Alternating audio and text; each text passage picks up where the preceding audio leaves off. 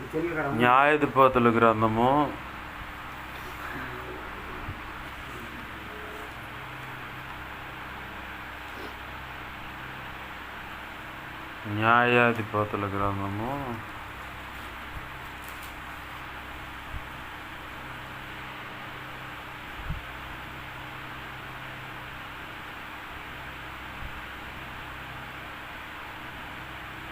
9వ అధ్యాయము 11. న్యాయాధిపతుల గ్రంథము 11వ అధ్యాయము 1వ వచనం.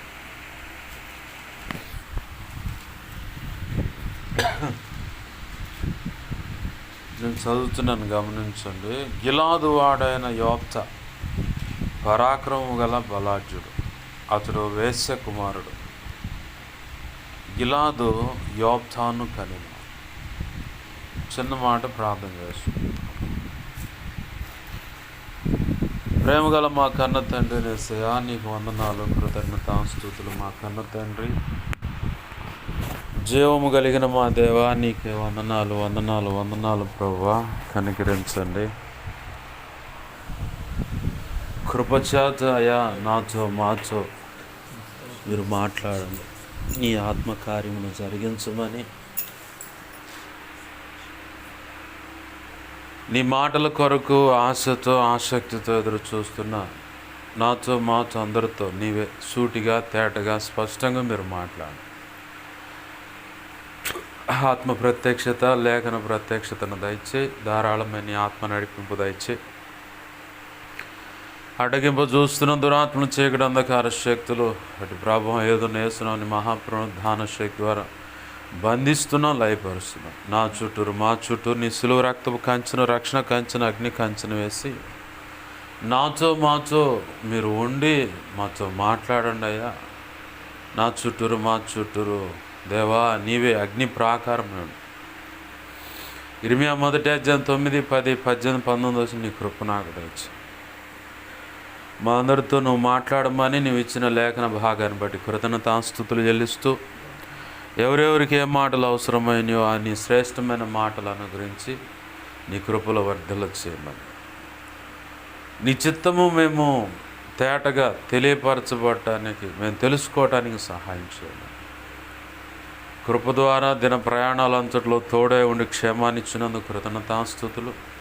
నీ బిడ్డల పనుల్లో, ప్రయాణాల్లో ప్రతి విషయంలో తోడే ఉండి క్షేమాన్ని ఇచ్చి ఈ విధముగా మమ్మల్ని సమకూర్చినందుకు నీకు వందనాలు, కృతజ్ఞతాస్తుతులు చెల్లిస్తూ, నాతో మాతో ప్రభువా నీ చిత్తమైతే కొద్ది నిమిషాలు మాట్లాడమని మాకు సహాయం చేయమని యేసయ్య నామములోనే ప్రార్థించి సమస్తం పొందుకొని కృతజ్ఞతాస్తుతులు చెల్లించి నీ వాక్యాన్ని బట్టి నీ కృతజ్ఞతాస్తుతులు చెల్లించి నేను గొప్ప చేసుకుంటూ ఉపదేశాన్ని నన్ను మమ్మల్ని చేతులకు అప్పచెప్పుకున్నాం మా తండ్రి. Amen, amen, amen. ప్రభునందు సమకూడిన మీ అందరికీ, నా మాటలు వింటున్న ప్రతి ఒక్కరికి ప్రభు అయిన యేసుక్రీస్తు వారి పేరిట నా హృదయపూర్వకమైన వందనాలు. అందరికీ వందనాలు. చదువుకున్న లేఖన భాగంలో పుస్తకాన్ని పరిచయం చూసుకుంటే న్యాయాధిపతులు, ఈ గ్రంథంలో ఇద్దరు గురించి ఆ మాట రాయబడింది. ఏ మాట? పరాక్రమము గల బలాఢ్యుడా. ఇంకొక వ్యక్తి ఎవరు చెప్పగలుగుతారు మీరు? పరాక్రమము గల బలాఢ్యుడా అని చెప్పని అందరూ ఒక వ్యక్తి గురించే చెబుతారు. ఆ ఒక్క వ్యక్తి ఎవరు? గిద్యోను. గోధుమలు దొళ్ళగొట్టుకుంటా గానుగుల సాటును కూర్చొని గోధుమలు దొళ్ళగొట్టుకుంటుంటే రాల్చుతూ ఉన్నాడు జాగ్రత్తగా. దేవదూత వచ్చి అంటాడు, పరాక్రమము గల బలాఢ్యుడా, యెహోవా నీకు తోడై ఉన్నాడు. వెత్తలపాటుడు చూసుకుంటున్నాడు, ఎవరు నాకు తోడుంటే ఈగైతే ఎందుకు మాకని. అంటే ఆ మాట ఆ న్యాయాధిపతుల గ్రంథంలో, అంటే బైబిల్లో ప్రభు కృపను బట్టి ఆ ఇద్దరే అనుకుంటున్నాను నేను. ఒకవేళ ఇంకెవరైనా ఉంటే ఉండొచ్చు, చూద్దాం. దేవునికి మహిమ. హల్లెలూయా. ఇద్దరిలో ఎక్కువ పరిచయం చేసేది, క్రైస్తవ ప్రపంచం ఎక్కువ పరిచయం చేసేది ఎవరినంటే గిద్యోన్నే. గిజ్జోన్ని. యోఫ్తాన్ని తక్కువగా పరిచయం చేస్తారు. యోఫ్తాన్ ఎవరు? ఒక వేశ్యకు పుట్టినవాడు. ఆ కింద వచనంలో రాస్తున్న మాట ఏంటంటే, తండ్రి ఒకడే తల్లులు వేరు. అయితే ఇక్కడేమో సాంప్రదాయబద్ధంగా పెళ్లి చేసుకొని పిల్లలు కన్న సంతానం ఉంది. మరి వేశ్య కుమారుడని బైబిలే సాక్ష్యం ఇస్తుంది. ఆ కింద వచ్చిన వాళ్ళు అంటారు, తోడబుట్టినోళ్ళే కదా, మా నాన్న దాంపత్య జీవితాన్ని బట్టి తల్లులు వేరైన తండ్రి ఒకడే కాబట్టి వీళ్ళు నా వాళ్ళు అనుకొని యోప్తా వాళ్ళ దగ్గరకు పోతే పరిచయం చేసుకుందాం, కలగలుపుకుందాం అని చెప్పి అడగపోతే, ఆగురా, ఎవరి మీది, నువ్వు ఒక అన్య స్త్రీకి పుట్టినోడివి. మా నాన్న మోజు పడితే, డైరెక్ట్గా పచ్చిగా చెప్పాలంటే, మా నాన్న మోజు పడితే ఇష్టపడి మీ అమ్మ దగ్గరికి వెళ్తే మీరు పుట్టారు. ఇట్లా అంటారు లోకంలో, డైరెక్ట్గా ఇంతే అంటారు. ఇండైరెక్ట్గా ఏమంటున్నారంటే, నువ్వు ఒక అన్య స్త్రీకి పుట్టిన వాడిరా, నీకు మాకు పాలు పంపులేడా, తండ్రి ఒకడైనంత మాత్రం చేర్చుకొని అందలానికి ఎక్కించి గజమాలలు వేసి శాల్వాలు కప్పి మా మా మా మా ఊళ్ళు అని చెప్తామేంది, ఆగు పక్కకు పో అని చెప్పాను అన్న. కారణం ఏంది? సాంప్రదాయబద్ధంగా వివాహం జరగలేదు కాబట్టి. ఆమె వేశ్యని తెలిసి కూడా ఈ మంచోడు పోయి అక్కడ సంసారం చేయటం వల్ల వీళ్ళు పుట్టారు కాబట్టి యోప్తాని మాత్రమే పరిచయం చేస్తూ ఉన్నాడు దేవుడు అక్కడ. అయితే యోప్తాలో ఇంకొక శ్రేష్టమైన గుణం ఉంది. ఎందుకంటే ఏం గుణం అంటే, తల్లిగానే ఆ తండ్రి విషయంలో తొందరపడి ఆ పొరపాటు చేసిన సంతానం కలిగిన ఈ నీచమైన అవమానకరమైన పరిస్థితి నా బ్రతుకులో కనపడకూడదు. ఈ నీచమైన అవమానకరమైన పరిస్థితి నా బ్రతుకులో కనబడకూడదంటే నేను ఒక తీర్మానం చేసుకోవాలి. ఒక శ్రేష్టమైన మెట్టు నేను కోరుకుంటున్నాను కాబట్టి దానికి తగ్గట్టుగా భక్తి సాధన నేను చేయాలి అని చెప్పి నడుం బిగించాడు కాబట్టి, భక్తి సాధన చేశాడు కాబట్టి ప్రభు ఇజ్రాయేలీలకు రక్షణకర్తగా, రక్షించేవాడిగా, ఆపద నుంచి తప్పించేవాడిగా, న్యాయాధిపతిగా వాళ్ళని పరిపాలించే ఒక నాయకుడిగా దేవుడు ఎంచుకున్నాడు. ఆమేన్, హల్లెలూయా. వాస్తవానికి యోప్తా యొక్క జీవితాన్ని గమనిస్తే ఒక వేశ్య కుమారుడు, అంటే వేశ్య కుమారుడిని ఎవరైనా విలువిస్తారా? ఇంట్లో పుట్టిన తోడబుట్టిన వాళ్ళే విలువీయరు, కుటుంబ సభ్యులు విలువీయరు.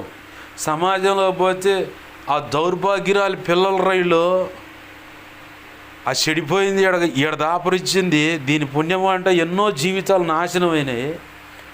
వీళ్ళు పోయారను, అది పోయింది అనుకుంటే, దాని పేడ వదిలిపోయింది అనుకుంటే, ఏదో కాస్త గమ్ముగా ఉంటుంది అనుకుంటే, దాని గుణగణాలు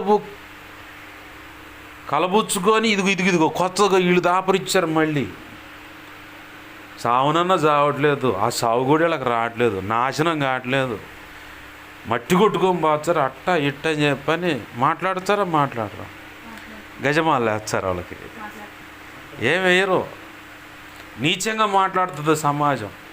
ఆ తల్లి చరిత్ర తెలిసిన వాళ్ళు కానీ, ఆ తల్లి ఆమె ఎవరితో అయితే సహజీవనం చేసిందో ఆ వ్యక్తుల మధ్య జరిగిన సందర్భాలు అన్నీ తెలిసిన వాళ్ళు ఏం చేస్తారంటే ఇంతకంటే నీచంగా మాట్లాడతారు. ఎందుకంటే వాక్య ఉపదేశంలో ఉన్నాం కాబట్టి ఇంతకంటే దాటలేం. ఇంతకంటే దాటినా కానీ ఏంది పాస్ గారు ఇంత నీచంగా మాట్లాడుతుందో లేఖన గాంచులు అని చెప్పని అట్లా అనుకుంటారు. ఇంకా నీచమైన మాటలు మాట్లాడతారు, ఎంతో లోతైన గాయాలు అవుతూ ఉంటాయి ఆ బిడ్డలకు. అటువంటి తృణీకారాల మధ్యలో యోప్తా భక్తి సాధన చేశాడు. భక్తి అది విచిత్రం. యోప్తాకి తన తల్లి పలానా అని ముద్ర వేసింది, బైబిల్ కూడా అదే సాక్ష్యం ఇచ్చింది.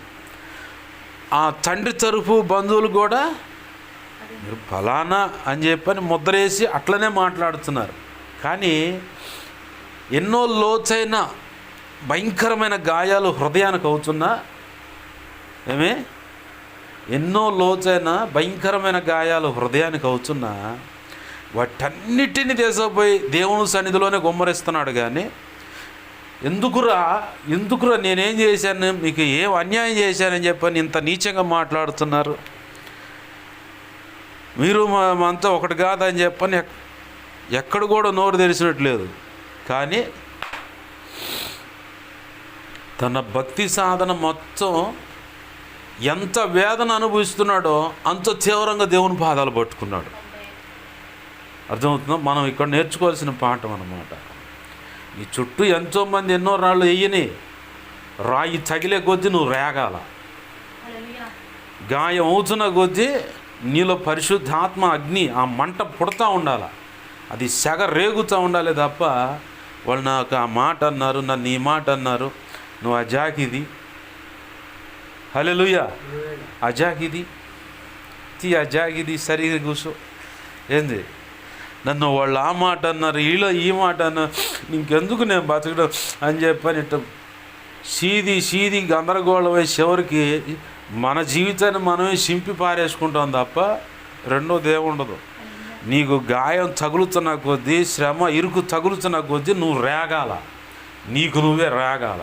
యోబు జీవితం అదే మనకు ఆదర్శం. తన తల్లిని బట్టి ఈ పిల్లల్ని ఒకవేళ తనతో పాటు తోడబుట్టిన వాళ్ళు ఒకవేళ ఉంటే ఉండొచ్చేమో, మెయిన్గా ఇతను ఉన్నాడు కాబట్టి ఇతనే డైరెక్ట్గా ఆ మాట ఎదుర్కొంటున్నాడు కాబట్టి ఎన్నో నీచమైన మాటలు మాట్లాడి ఉండొచ్చు, ఎన్నో తృణీకారాలు, ఎంతో వ్యతిరేకత పక్కన పెట్టినటువంటి పరిస్థితులు. అయినా సరే జీవితం మారింది అనుకున్నప్పుడు, భక్తి సాధన చేస్తున్నప్పుడు కూడా ఎన్నో రకాల మాటలు పడే ఉండొచ్చు. అయినా సరే వాటన్నిటిని ఇదిలిచ్చి గాయమవుతున్న కొద్దీ, నింద పడుతున్న కొద్దీ అతను రేగాడు, యెహోవా పాదాలు పట్టుకున్నాడు. అంటే నీకు నాకు అర్థం కావాలంటే యేసయ్య పాదాలు గట్టిగా పట్టుకున్నాడు కాబట్టి ఆయన గురించి ఏమంటుందంటే పరాక్రమము గల బలాఢ్యుడా. గిద్యోను అంటూ సహజం, అది మామూలే, ఎందుకంటే అతను ఇజ్రాయేలీయుడు. అతను పిరికితనంతో గోధుమలు దొళ్ళగొట్టుకుంటున్నాడంటే అతని దగ్గరకు దేవుడు వచ్చి మాట్లాడుతూ సాధారణంగా ఉంటుంది, భయాన్ని బట్టి అలా చేస్తున్నాడు ఏంది. అయితే ఇక్కడ యోబ్తాన్ అనే విషయంలో యోబ్తాన్ నా దేవుడు ఆ మాట పరాక్రము గల బలాఢ్యుడా, ఆ మాట అనగానే ఇప్పుడు మనకి ఎలా మనం అనుకోవచ్చు, వేశ్య కుమారుడు కదా ఇతను పరాక్రము గల బలాఢ్యుడు ఎలా అయ్యాడని చెప్పారు. హృదయానికి ఎంత లోతైన గాయాలు అయితే అంతగా రేగాడు కాబట్టి దేవుడు పట్టుకున్నాడు. ఓ సమయం వచ్చింది, నా మాటల మీద హలో శ్రద్ధ నిలుపు, గట్టిగా 10 నిమిషాలు, ఎక్కువ సమయం కూడా తీసుకోను, ఏంది శ్రద్ధ నిలుపు. ఆ మాట అన్న తర్వాత కింద వచనాలు చూస్తే తన తండ్రికి పుట్టిన పిల్లలు, అంటే మొదటి సంబంధించిన వాళ్ళు మాట్లాడుతున్నారు, నువ్వు ఒక అన్య స్త్రీకి పుట్టినోడు, నువ్వు మాకు బంధువులు ఎట్టవచ్చు, మా నాన్న అయితే కావచ్చు మీకు నాన్న, మీరు మాకు ఏం లేవు. ఇప్పుడు చీపురు కట్టి ఆడ పెడతారు, ఇల్లంతా తుడిచి మూలనే పెడతారు, ఏంది కాళ్ళ కాడ వేసుకునే పట్టాడేస్తారు, వాకిటి ముందేస్తారు, దుమ్ము పడితే జులుపుతారు, తెచ్చి ఆడేస్తారు. ఇప్పుడు అంట్లు కడుగుతున్నారు, ఇప్పుడు వంటకాడ మసిగుడ్డ ఆడుతారు, మళ్ళీ తెచ్చి ఒంటి మీద వేసుకొని తిరుగుతారా, దాన్ని ఆడేయాలో ఆడేస్తారు. అట్లనే కుక్కను పెంచుకుంటామండి, ముద్దుగా వస్తే ముద్దాడుతాము, మంచం మీద కూర్చోబెడతాం, లేదంటే మా పక్కన కూర్చోబెడతాం, మంచిగా అది పలావ్ తింటాను పలావ్ పెడతాం, అంత మటుకే తెచ్చి ఇంట్లో నేను దాన్ని ఏం పెట్టుకోం, దాన్ని ఆడే కట్టేస్తాం. మీ పరిస్థితి కూడా అంతే. అంతకంటే ఎక్కువ కళ్ళగనమాకండి, ఏంది అర్థమవుతుందా?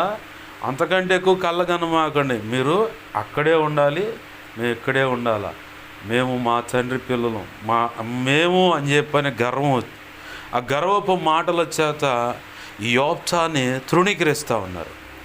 అయితే దేవుడు ఏం చేశాడు తెలుసా?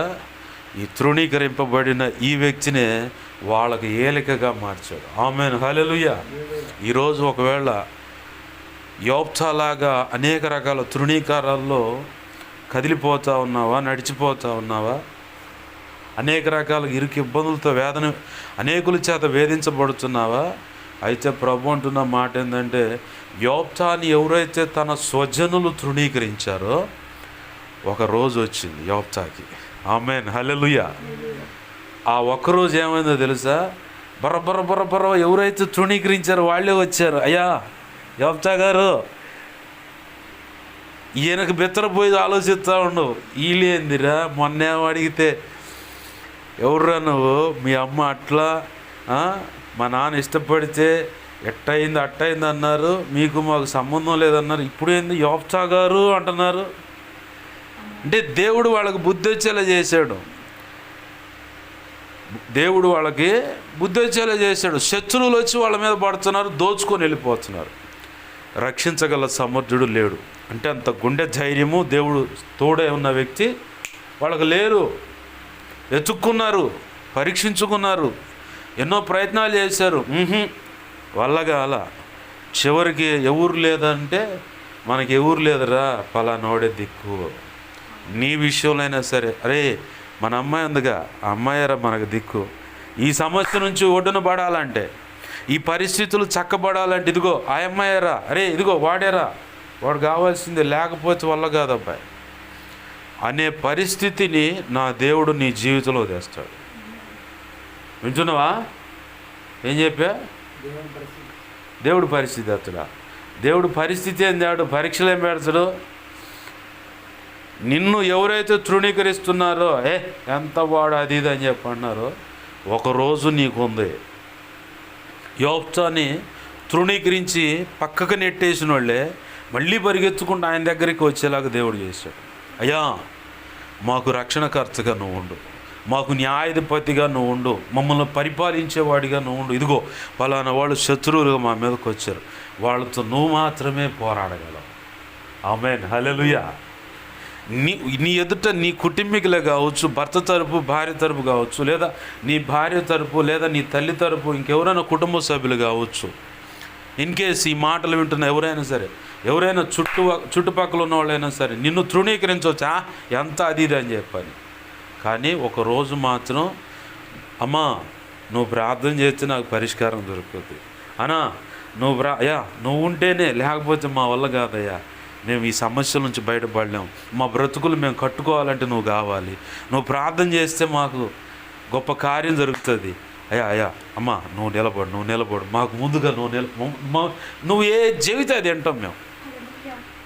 ఏంటది? నువ్వు ఏ చెబితే అది వింటాం. తెలంగాణలో అన్నట్టుగా కాల్మొక్తా బాంచన్, నువ్వే మాకు దిక్కు అన్నట్లుగా నిన్ను ముందు పెట్టుకొని వాళ్ళు వెనకాల నడిచేలాగా నా ప్రభు చేయగల సమర్థుడు. ఆ రోజులు ఇప్పుడు ముందుకు వచ్చాయి. ఆమేన్, హల్లెలూయా. ఒకవేళ ఈ మాటలు వింటున్న సమయానికి గత కాలంలో ఎన్నో ఇట్లని అనేక రకాల తృణీకారాలు, నీచమైన మాటలు ఎదుర్కొని ఉండవచ్చు. పనికాడ కావచ్చు, ఇంటికాడ కావచ్చు, సమాజంలో కావచ్చు, సంఘంలో కావచ్చు, ఎక్సెట్రా ఇంకెక్కడైనా సరే.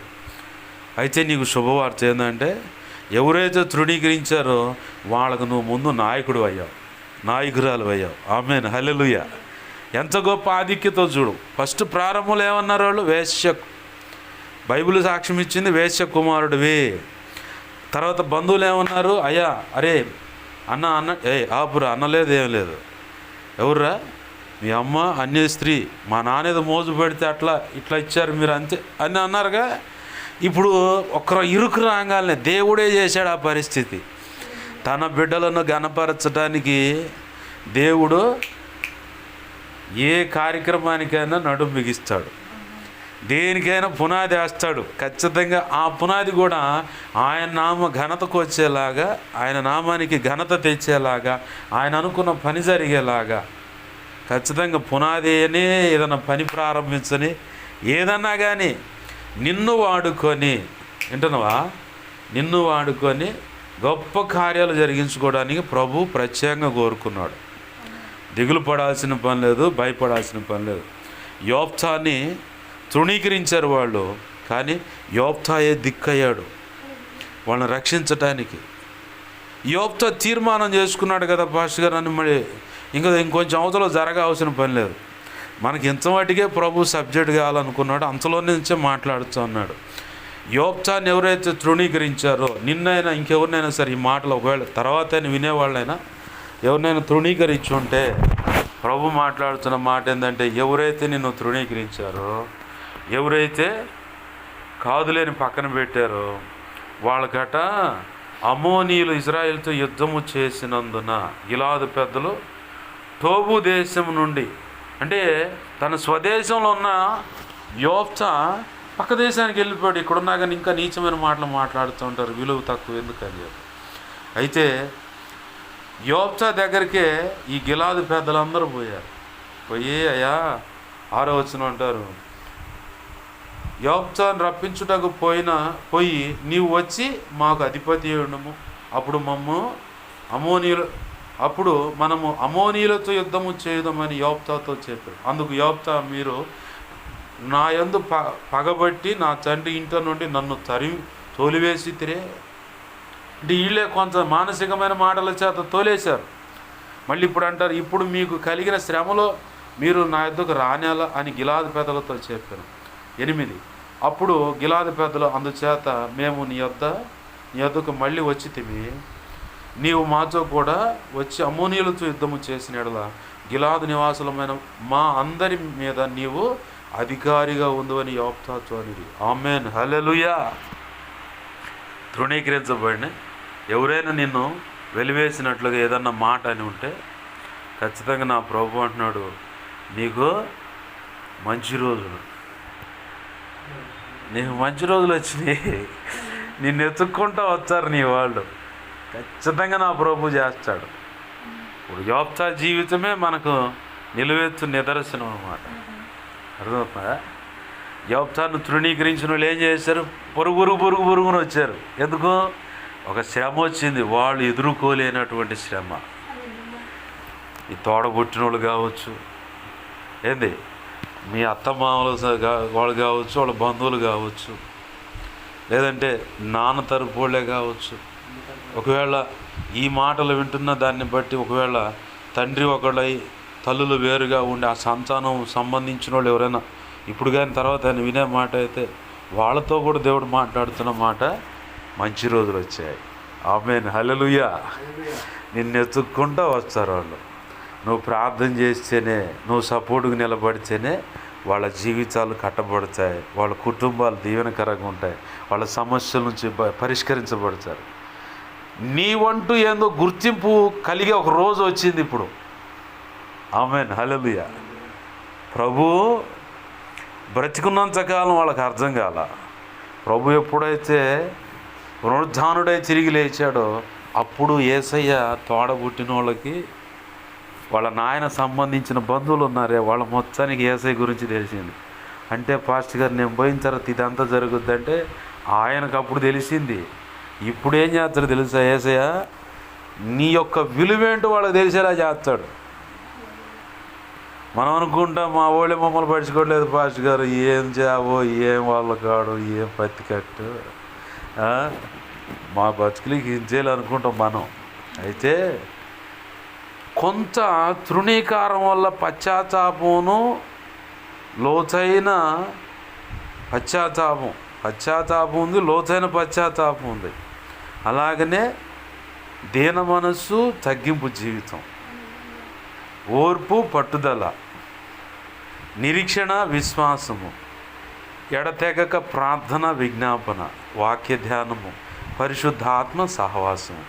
ఈ రావాలంటే కొంచెం మరి అప్పుడు దాకా పూసుకొని రాసుకున్న వాళ్ళు కాస్త ఎడమైతేనే, ఏంది ప్రభువా నేనేం చేశానని వాళ్ళు ఎందుకు అట్లా అన్నట్టు పెట్టారు అనే మాట వచ్చుద్ది. కానీ వాళ్ళ పక్క తిరిగితే వచ్చుద్ది ఆ మాట. ఎడమైనప్పుడు పెడ మాటలు మన చెవిన పడ్డప్పుడు హృదయానికి బాగా లోతైన గాయమైనప్పుడే నిజమైన పశ్చాత్తాపం మనలో పడుతుంది. అదే దైవ చిత్తానుసారమైన దుఃఖము, రక్షణార్థమైన మారు మనసు.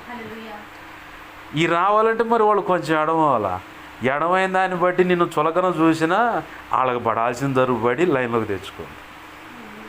నీ యొక్క విలువేంటో కొన్ని కార్యక్రమాలు చేసి దేవుడు తన నామాన్ని మహిమపరుచుకుంటాడు. చిన్న ఎగ్జాంపుల్ చెప్పి నా మాటలు ముగిస్తాను. ఈ మాట చాలా విలువైంది, విను. నోతక్కిలో మా మేనత్తని ఇచ్చారు. వాళ్ళ ఇంటి పక్కనే ఖాళీ స్థలం. దాంట్లో మరి వాళ్ళకి ఏ స్థలాలు గొడవలు ఉన్నాయో చాతబడికి సంబంధించిన ఆ ముద్దలు అయ్యో తెచ్చి ఆడబెట్టి చేస్తున్నారు. వాటి యొక్క ప్రభావం తాకిడి మా మేనత్తకు తగిలి నిద్ర లేదేమీ లేదు, ఇట్లా కళ్ళు తీసి శాంతి నిద్రపోతుంది. 3 రోజులు అయింది. కొడుకు కూతురు వచ్చి నువ్వు ఇక్కడ కాదులే, నువ్వేదో బాగోలేదు కాబట్టి ఎన్ఆర్ఐ హాస్పిటల్ పోదారా అని చెప్పి తీసుకుపోయారు. అంటే స్థాన భ్రంశం అంటారు, తప్పించారు అక్కడ నుంచి. తర్వాత చెప్పేది చాలా విలువైంది. నీ యొక్క విలువేంటో నీ వాళ్ళకి తెలియాలంటే ఇది నీకు అర్థమైంది. వెళ్ళిపోయి హాస్పిటల్ చేర్చారు. అయినా ఇంత కళ్ళు తెరిచి చూస్తుంది, డాక్టర్కి ఏం అర్థం కావట్లా. అక్కడ స్థానికంగా లోతరన్ సంఘ కాపురే చాలా మంచి ఆత్మీయుడు వచ్చాడు ఆ రోజుల్లో. అంటే మారుస్తూ ఉంటారు కాబట్టి అందుకే ఆ రోజుల్లో అన్న ఆయన నుండి వీళ్ళు మా మేనమ్మ వాళ్ళు సంఘ పెద్దలు చాలా అందరితో కలివిడిగా ఉంటారని వచ్చి బుడ్డమ్మ అని చెప్పని వస్తూ ఉంటాడు. వచ్చి మాట్లాడితే ఆయన ప్రార్థన చేసి ఓ మాట అంటాడు, ఇంకా 3 రోజులు నువ్వు చచ్చిపోతావు నిన్ను అక్కడి నుంచి తప్పించకపోతే. అయితే నీ కొడుకు కూతురు వచ్చి నిన్ను ఎక్కడి నుంచి తప్పించి హాస్పిటల్లో చేర్చడం ఒక మేలు అయితే, ఇదిగో ఈ మూలగా నీ మేనల్లుడు నీ చుట్టూరు, నీ భర్త బిడ్డల చుట్టూరు, ఇంటి చుట్టూరు, కలిగిన సమస్తం చుట్టూరు, పాడి పంట అంతటి చుట్టూరు ప్రార్థనా ప్రాకారం వేస్తుండు.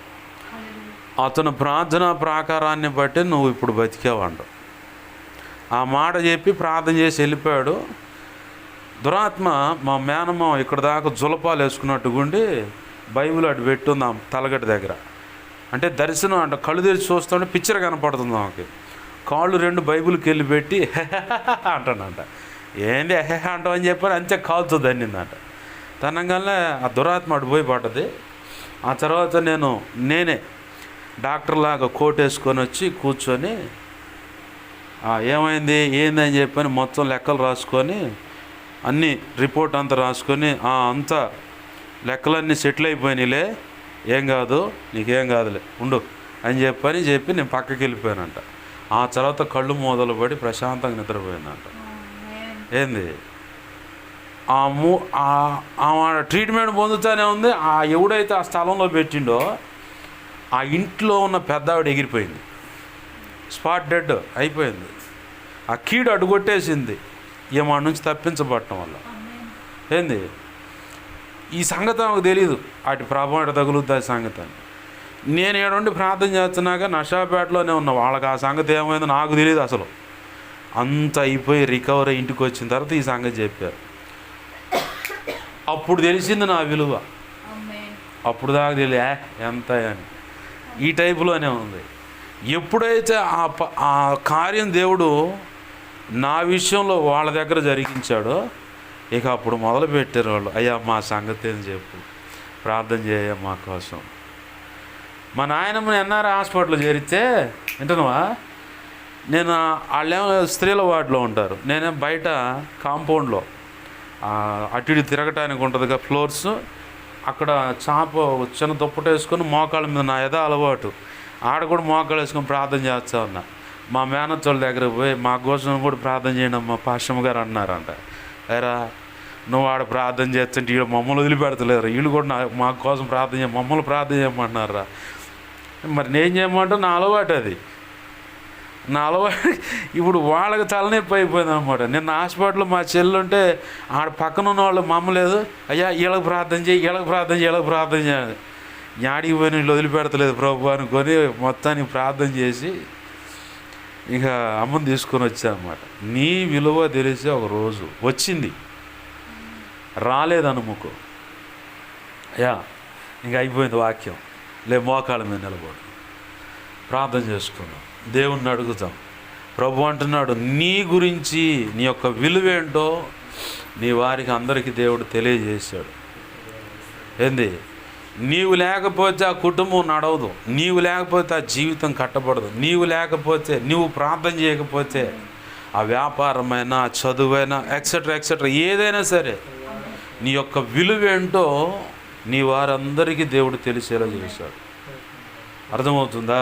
దేవుని పాదాలు పెట్టుకో. దేవా, ఎంతగా నన్ను ప్రేమించావా. యోబ్చాను వల్లే నేను ఎన్నో నిందలు, అవమానాలు ఎదుర్కొని ఉండొచ్చు, కానీ నీకు మేలైన రోజు, నీ యొక్క విలువేంటో నీ వాళ్ళందరికీ, నీ చుట్టూ ఉన్న వాళ్ళందరికీ తెలిసే ఆశీర్వాదకరమైన గడియ ఇప్పుడు వచ్చింది. అలాగున ప్రభువు నిన్ను చేశాడు, చేయబోతున్నాడు కాదు, చేశాడు ఆయన. నువ్వు నిలబడితే చాలు. వాళ్ళు అడుగుతున్నారయ్యా, నువ్వు రా, అమోనీయులు వచ్చారు మమ్మల్ని యుద్ధం చేయడానికి, మా వల్ల కాదు, శక్తి చాలదు అంటే. అమోనీయులు అంటే కఠినమైన సమస్య, అది ఇరుకో, ఇబ్బందో, ఏదైనా సరే నువ్వు వచ్చి నువ్వు పోరాడయ్యా, నువ్వు నిలబడయ్యా, మాకు ముందుగా నాయకుడివై నువ్వు నిలబడయ్యా చాలు, నీ వెనకాల మేము నిలబడతాను. ప్రార్థన చేసే విషయంలో, పరిచర్య విషయంలో, కుటుంబ విషయంలో, ఇంకొకళ్ళ జీవితం కట్టే విషయంలో, ఏ విషయంలో సరే నిన్ను ముందుగా పెడుతున్నాడు, నీ వెనకాల వాళ్ళని పెడుతూ ఉన్నాడు ప్రభు. యోబ్తాకి ఇచ్చినటువంటి ఆధిక్యత నీకు ఇస్తున్నాడు ఈరోజు. ఇచ్చాడు ఆయన. దేవా, ఎంత గొప్ప ఆశీర్వాదం నాకు ఈరోజు ఇచ్చావు, నీకు వందనాలు, కృతజ్ఞతాస్తుతులు అంటూ ప్రార్థించాడు. ప్రార్థన. ప్రేమగల మా కన్న తండ్రి యేసయ్యా, నీకు వందనాలు, కృతజ్ఞతాస్తుతులు. మా కన్న తండ్రి, మీరు అందించిన సందేశాన్ని బట్టి నీకు స్తోత్రాలు. ఈ మాటలు మా హృదయాల్లో పదిలపరచండి. నీ వాక్యాన్ని హెచ్చించుకుంటున్నాం, నీ నామాన్ని గనపరుచుకుంటున్నాం మా ప్రభువా. కలలో, నిద్రలో, దర్శన, స్వప్నాలు చూపించబడ్డ సమస్త చీకటి శోధనుడి ప్రభువాన్ని మహాపునరుద్ధాన శక్తి ద్వారా బంధిస్తున్నాం, లయపరుస్తున్నాం. బంధించి లయపరిచిన కృతజ్ఞతాస్తుతులయ్యా. నాకు, మాకు, మా మీద ఇంకెవరికైనా కళలో, నిద్రలో, దర్శన, స్వప్నాలు చూపించబడ్డ సమస్త మంచి కళ్ళు, మంచి దర్శనం, మంచి స్వప్నం, నిద్రలో చూసిన సమస్త మంచి యేసునామములోని మహాపునరుద్ధాన శక్తి ద్వారా త్వరపెట్ట జరిగేలా చేసి నెరవేర్చుతాను. యేసునామం త్వరపెట్ట జరిగేలా చేసి నెరవేర్చిన కృతజ్ఞతాస్తుతులు మా ప్రభువా. అల్పులము అయా, నిదిగో నీ కృప ద్వారా ఇలా సమకూడే ప్రతి బిడ్డను దీవించి ఆశీర్వదించండి. ప్రాంతంలో పరిచర్యను, సంఘ బిడ్డలను కూడా ఏ ఇంట్లో అడుగుపెట్టి ప్రార్థన చేయించారు అందరినీ కూడా నీ కృప హస్తాలకు అప్పచెబుతున్నాం. మరి ముఖ్యంగా సహకరిస్తున్న కుమార్తెను, బిడ్డలను, కడుపును పుట్టిన బిడ్డలను కూడా దేవా దీవిస్తూ ఆశీర్వదిస్తూ ఉన్నాను. బిడ్డలు రెక్కల కష్టార్జితాన్ని ఆశీర్వదించు, ఉద్యోగాలను ఆశీర్వదించు, అన్ని విధాల నీ కృప అనుగ్రహించు. దీర్ఘాయు, సంపూర్ణమైన ఆరోగ్యం దయచి, చీకటి అంధకార శక్తుల బంధకాల నుంచి విడిపించినందుకు కృతజ్ఞతాస్తుతులు చెల్లిస్తున్నాం మా ప్రభువా. ఇదిగో తండ్రి, అల్పుడను నీ దీనదాసునే ప్రభువా, ఇదిగో ఉపవసించి ప్రార్థించామన్నావు అయ్యా. ఇదిగో ప్రారంభించే ఉపవాస దినాలు, నీ చిత్తమైన రోజులు సెలవిచ్చిన ప్రకారం నీవే మంచి ఆరోగ్యం ఇచ్చి దేవా, ఇదిగో తండ్రి, ఆయుష్ను పొడిగించి అయా, గ్యాస్ట్రిక్ ప్రాబ్లం ఏది లేకుండా నీ కృప ద్వారా నిలబెట్టి నువ్వు అనుకున్న రీతిగా ప్రార్థనలు జరిగించమని, నీ నామాన్ని ఘనపరుచుకోమని బతిమలాడుతూ నీ కృప హస్తాలకు సమస్తాన్ని అప్పచెప్పుకుంటూ అయా, పాట విషయంలో కూడా సహాయం చేయండి అయా. కావాల్సిన ఆర్థిక సహాయం చేయండి. ఆ వీడియో చేయించడం నీ చిత్తమైతే మాకు ధనం సహాయం చేయి. అన్ని విధాలు, అన్ని విషయాలు కృప అనుగ్రహించమని అయా. ఇదిగో ఈరోజు ఆ పాట విన్నాం ప్రభా, మ్యూజికల్గా చక్కని సంగీతాన్ని ప్రభా బిడ్డ సమకూర్చుండగా కొన్ని అయా సరిచేసేవని అవి కూడా సరి చేసుకోవడానికి కృపను దయచి నీ చిత్త ప్రకారము నీవు అనుకున్న సమయంలో నీ చిత్తమైతే అయా వచ్చే వారంలో ప్రభా, లేదా నీ చిత్తమైన రోజున ప్రభా పాటను వీడియో రూపేణ దేవా యూట్యూబ్ ఛానల్ అప్లోడ్ చేయడానికి కూడా మాకు సహాయం చేయి. కావలసిన సామర్థ్యమును, ధనమును మాకు దయచేయండి ప్రభా.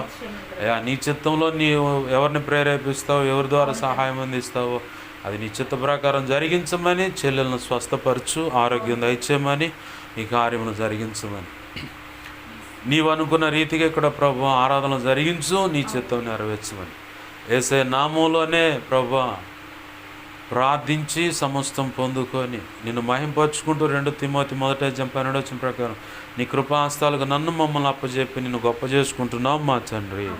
ఆమేన్. ఇప్పుడు మన తండ్రి అయిన దేవుని ప్రేమయు, ఆయన ప్రియకుమారుడైన యేసుక్రీస్తు వారి కృపయు, పరిశుద్ధాత్మ దేవుని అన్యోన్య సహాయ సహవాసము సమకూడిన, అలాగనే ఇప్పుడున్న సంఘ బిడ్డలకు, సంఘ పరిచర్యకు, అలాగనే ఈ సమాజానికి, ప్రజలకును, సార్వత్రిక సంఘంలో ఉన్న సకల పరిశుద్ధులకును, ఇక ముందు ఏకీవించబోతున్న వారికి, ఏకీవించిన వారికి నిత్యత్వము చేరు పర్యంతం సదాకాలము చూడండి. యోబ్తాకి ఇచ్చిన ఘనత మనందరికి కూడా అనుగ్రహించి ఆయన అనుకున్న పని మన ద్వారా జరిగించుకునుగాక. ఆమేన్. యేసు రక్తమునకేచే, ప్రవేశ రక్తమునకేచే, ప్రవేశనామను సంపూర్ణమైన విజయం కలుగునుగాక. ఆమేన్.